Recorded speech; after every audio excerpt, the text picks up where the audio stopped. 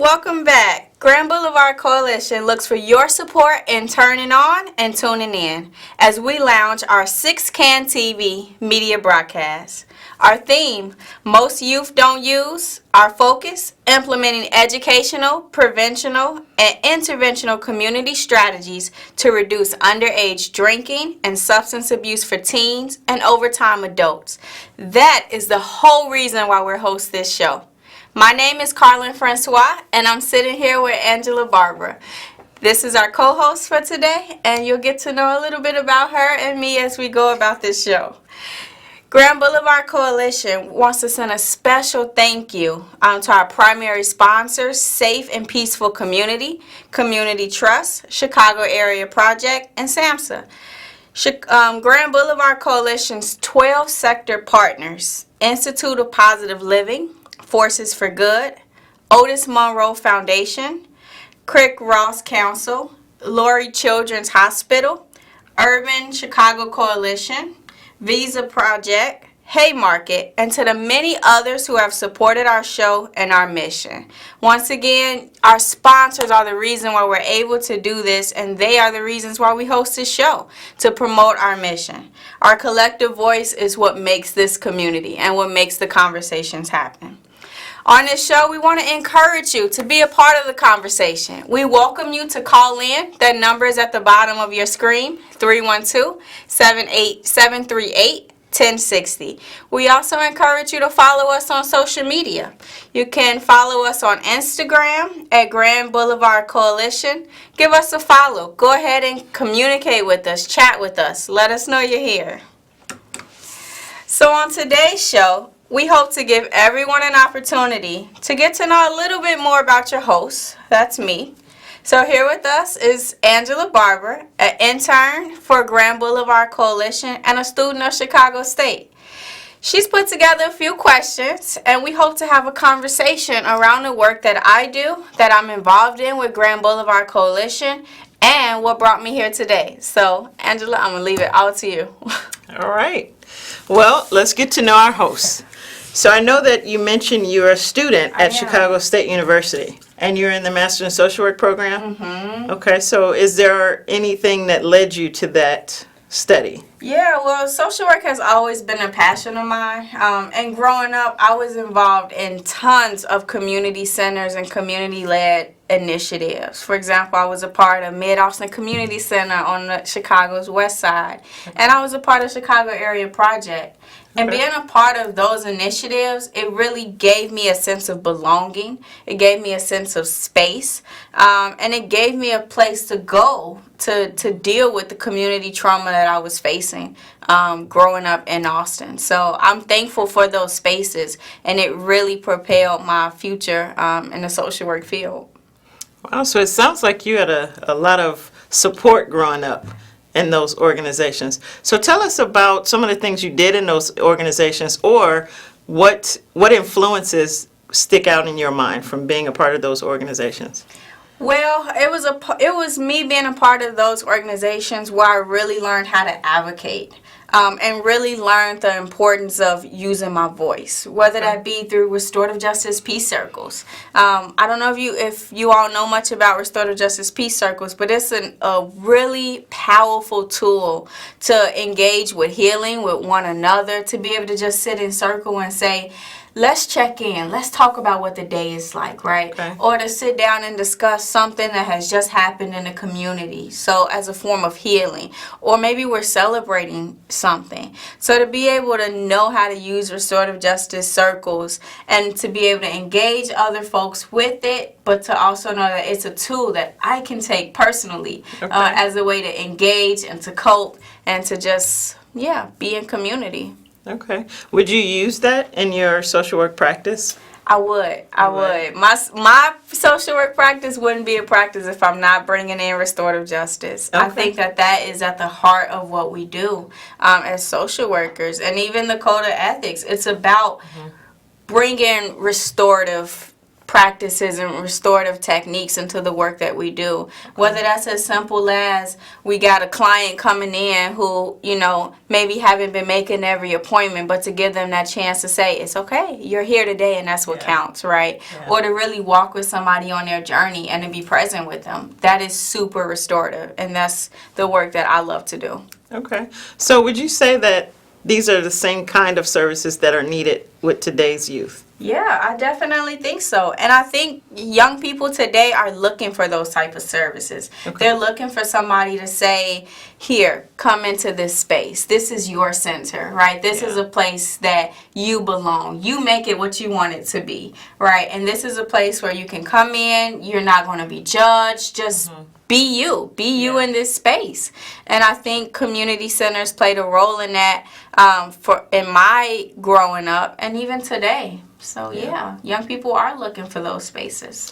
What would you say some of the stressors youth have to deal with these days? And I guess I feel like I should explain why I'm even asking you about youth today. Go ahead. Because I happen to know, and maybe I should give you an opportunity to talk about that, but you finished, when did you graduate with your bachelor's degree? I graduated last year, so I finished my bachelor's in about 3 years, Okay. And you're how old now? I'm 22. 22. So you're a lot closer to the youth today than I am. We'll just say that. It's all right. It's okay. So what are the stressors do you think youth today have to deal with? I think community violence, it Okay. plays a bigger role than a lot of young people know.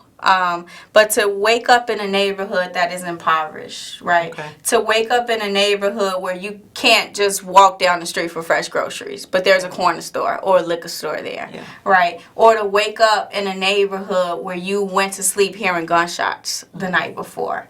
So to deal with all of this stuff that's happening in community, trying to process it and not really understanding the real root of why it's there and why it's affecting you, it's almost like intergenerational, right? Like folks are constantly dealing with these same traumas. So community violence is definitely something that I feel like is a stressor for young people today.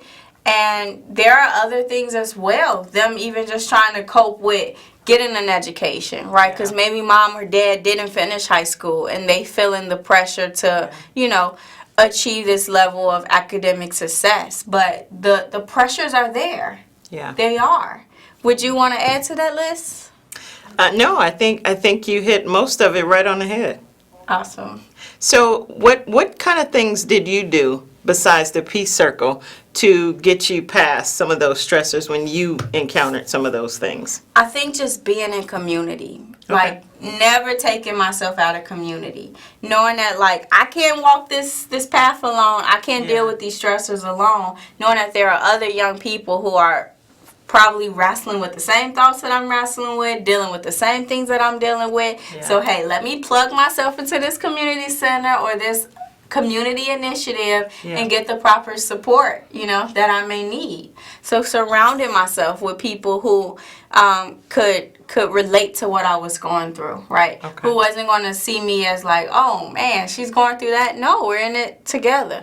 But also surrounding myself with adults who are going to hold me accountable to what I was doing to deal with my stress. I think that was super important.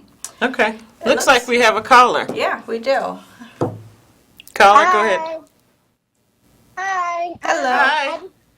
Just wanted to say it is so just wonderful to see you guys putting out such a positive message to the youth. It is so needed. Just wanted to applaud you guys. Thank you. Thank you. Appreciate it. Thanks for listening. Have a great day. You too. You too. Thank you. Thanks for that call. And continue to call in. We can be reached at 312-738-1060. Also, check us out on Instagram. You can follow us at Grand Boulevard Coalition. But continue to keep the calls in. Okay, so last week you had Maya Giles on the show. And you guys talked a lot about drugs and staying away from drugs and things that she did. So I'm curious to find out what kind of things did you do, and did you have peer pressure around that? Oh, yeah, of course. Maya, she alluded to being able really what I just said, right? Yes. Being in community, right? Yes. She used her mom as sort of like that safe person. Yes. So for me, it's identifying those friend groups, right? Those family support systems, but also doing extracurricular activities, right? Like whether that's exercising or arts and craft. In high school, I was very much involved in poetry. Okay. And that was a way that I was able to express myself. I was able to write down what I was thinking, but I also was able to perform it. Looks like we have another caller. I saved you. Caller, what's your question? Hi, I just want to shout out Chicago State University. And also, I want to know, as a regular person, what can I do to advocate for kids in this community? It's a great question. Any thoughts for her?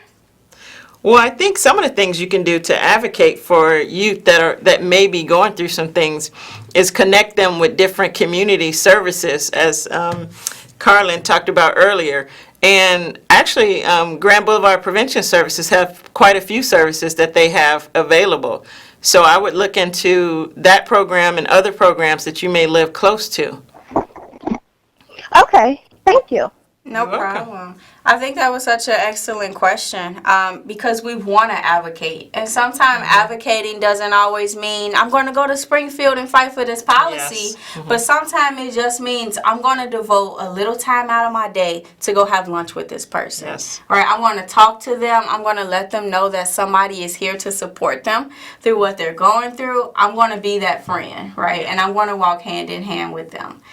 In other cases, it may mean I'm going to stand up for you when you are not able to do that for yourself. But not only stand up for you, I'm going to teach you the tools to stand up for yourself, right? Yeah. I'm going to teach you how to hold the mic, right? Yeah. So I think that was just a wonderful question. So yeah, thanks, caller. Looks like we have another one coming in. Caller, what's your question? Caller?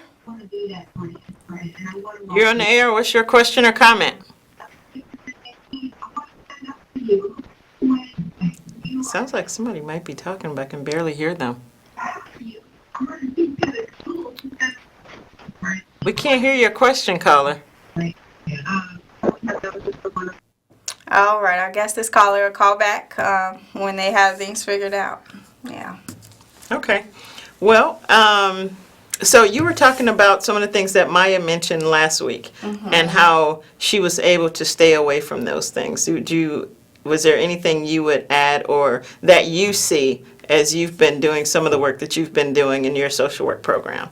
Yeah, I think that the fact that finding your niche, right? When you find something that you're good at or find something that you enjoy and pursue it, it's almost like that's going to be the thing that you focus in on. If you remember, Maya was so involved in lots of things, right, at school. And that sort of was her niche. That was the way that she stayed focused. Looks like we have another caller on the line. Caller, what's your question or comment? Some of the work that you've been doing in your social work program. Yeah, I think that the fact that finding your niche, right? When you find something that you're good at, or find something that you like, Right, I don't know if we have that caller. it's almost like that's going to be the thing that you. Yeah, but last week she really found her niche, right? Yes. And whether she was involved in cheerleading or whatever the case is, she found something that she loved to do. Caller, what's your question? Hi, hello. I'm calling because I am wondering, with all that you guys do, are there any efforts right now to reach younger children, let's say pre-K, kindergarten, like starting doing something with them now to help deal with maybe trauma that is unknown in the home, or that they're dealing with, but it's unknown, like the teachers may not know, or because I think what I feel is most kids nowadays know someone who has possibly been shot or that may be going through something that they may not tell anyone.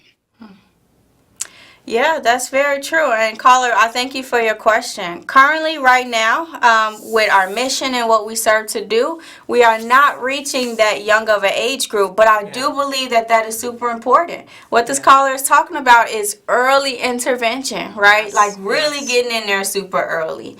And while we start at 11th grade and up, we feel like that's where the statistics show that that's a good age to get in at. But I definitely agree with you, caller. Like there should be more efforts to start even younger. So thank you for that call. So yeah, currently not right now, but as we talk about our theme being most youth don't use, our whole focus being on implementing educational, preventional, and community strategies to help reduce underage drinking, substance abuse for teens, and overtime adults. So our focus right now is really hitting hard on those teens, right? Yeah. Figuring out what are the teens who are not using alcohol or drugs. What are they doing to cope? How are they surviving? How are they living? And if we can use their tools to help influence other young people and get them on that path, that's where we're at right now.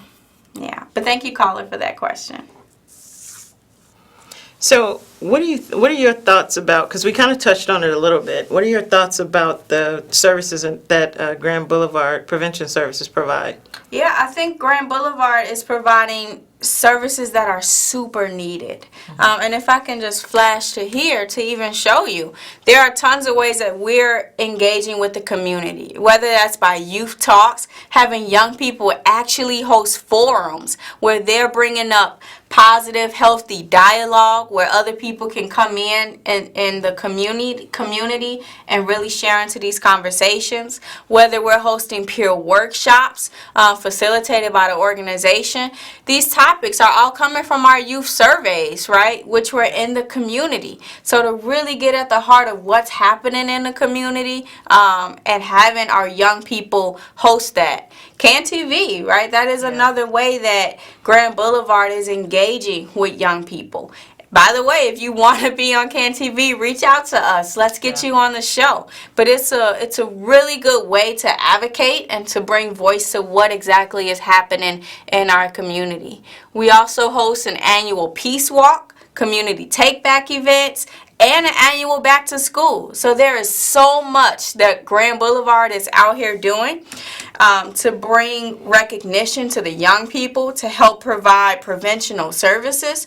And I think that is super important. And we need to get as many young people to tune in as possible.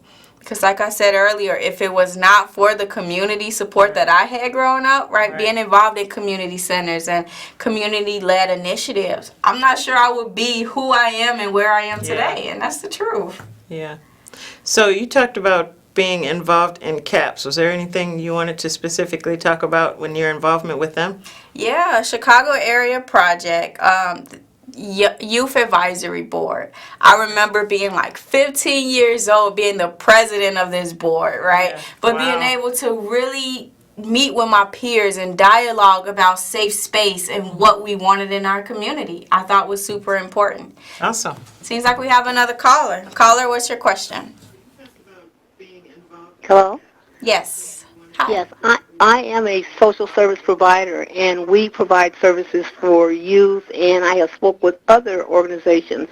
However, it's real hard to reach some youth. So do you have some thoughts about how do we make sure that we're reaching out to the youth in a way that they get it or get that communication?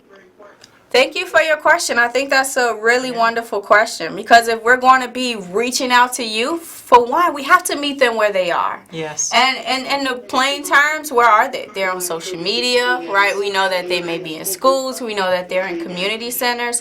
So the question becomes, how do we develop a strong social media presence, an attractive one that draws young people to social media, right? And then draws them from social media into community-led initiatives, leadership projects, whatever the case is. And with that, here's a shameless plug for our Instagram.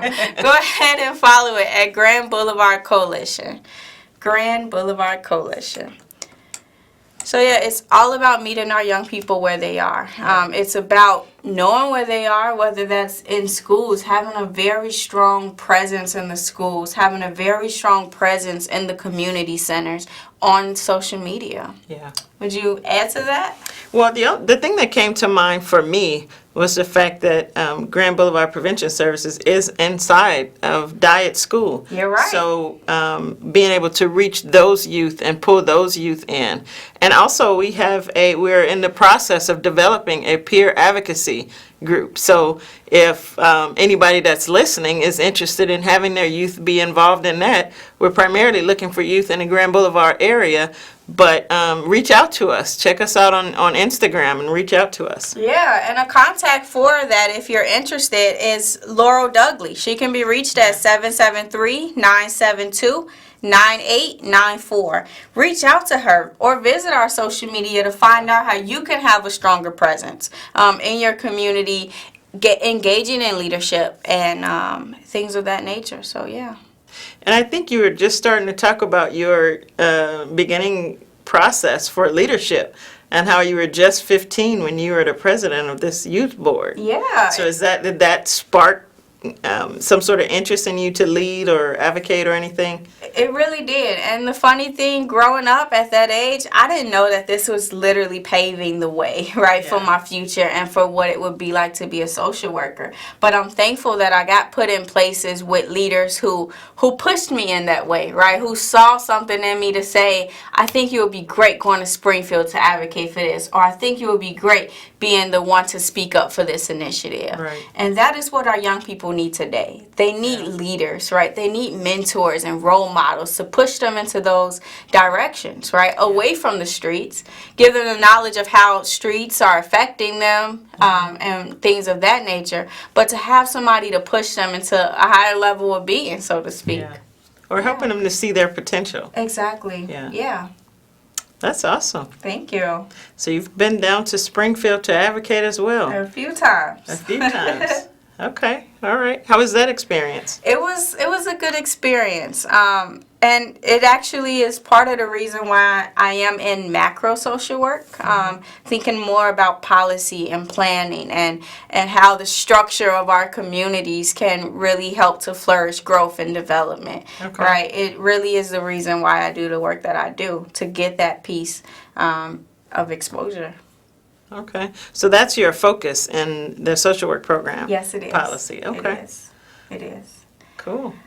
So what do you feel like you're learning in your in your work now? So either in your study or even in the practice that you're getting to do in social work now? Oh, that is a wonderful question. And the truth is, I'm learning so much. I'm getting my hands in so many things, and it's all so fun and entertaining, but it also is tapping into my deeper passions. Mm-hmm. But one thing that I am learning is the importance of human relationships, the importance of being around people, right? Okay. And the Code of Ethics, it talks about that, the importance of that. But I think that goes back to my community involvement and just the community that I was in and the relationships that I was able to flourish. Yeah. So now, as an emerging social worker and in this field, I'm realizing the importance of peer youth groups, right? I'm realizing the importance of having young people come to the table to dialogue about whatever it is that is on their mind, right? There is importance in all of that. And I think that is super critical to the work that we do and the work that I want to continue to do. Okay. Yeah. So now I have a tough question. Oh. If you could speak to your younger self and give yourself some advice, and by extension, hopefully give some of our viewers some advice, what would that be? That is a wonderful question. Be yourself. Okay. Be yourself. And I say that because there is so much peer pressure out here. Yes. Right? And there is so much of people telling other people who they are, right? And how to cope with whatever it is that they're going through, whether that's using drugs and alcohol. But if you know that that's not who you are, choose to be you. Choose to be you. And I think growing up, that was really important for me. I had to choose to be who I wanted to be, and to not give in to the pressures of the community or whatever was going on in my neighborhood. So that is definitely a message that I would tell people. And I am thankful for that question. Thank you. It's a great message. Yeah. So as we wrap up today, I just want to say thank you for turning on and tuning in. And once again, to our partners and our primary sponsors, we thank you for this opportunity to be on the show. Once again, you can follow us on Instagram, get to know more about us, but we'll be right here again next week, same time, 5 o'clock. Thanks for tuning in.